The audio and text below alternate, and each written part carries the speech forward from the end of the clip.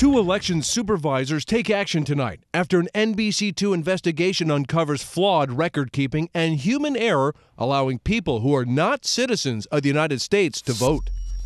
NBC2 investigator Andy Parati has been working on this story now for more than 2 months. He joins us live from the Lee County Election Center. Andy?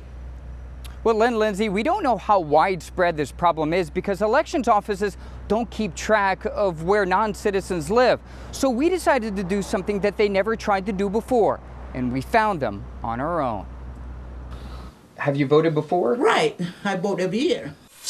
Hanako Danette is not a U.S. citizen, yet the Cape Coral resident is registered to vote. Do you know that you're not supposed to vote if you're not a U.S. citizen?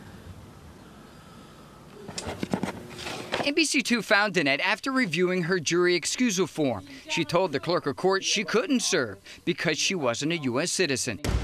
But we found her name and nearly 100 others like her in the database of Florida registered voters. You have no idea why you're registered to vote? I have no idea. I mean, how am I supposed to know? Go driver's license facilities or anything, I don't know. This Naples woman didn't want to show her face. While she doesn't know how she was registered, she does know how to vote. Records show she voted 6 times in elections dating back 11 years. I know you cannot vote before you become a citizen, so I never tried to do anything like that. Samuel Lincoln is not a U.S. citizen either. The Jamaican national says he doesn't know how he ended up registered to vote. So this is all a big mistake.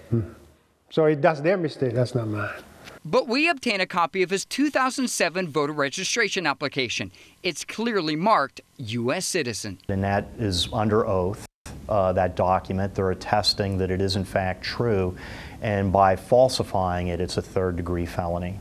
County supervisors of elections tell me they have no way to verify citizenship. Under the 1992 motor voter law, they're not required to ask for proof. We have no policing authority. We don't have any way of bouncing that information off of any other database that would give us that information. Does that need to change?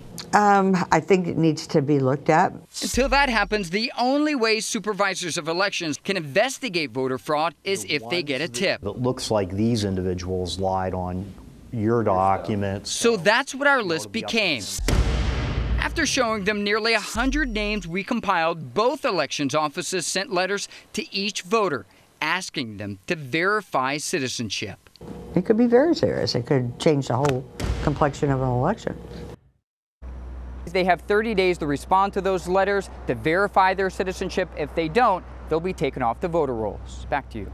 Andy, quick question for you. We know in Florida all too well that it can only take one vote and that can make a difference. But are the supervisors changing their policies to make sure that the people who are not allowed to vote, that they don't vote?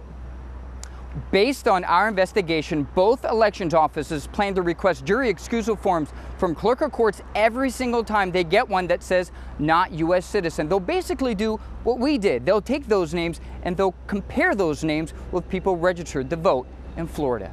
Live in Fort Myers, Andy Parati, NBC2.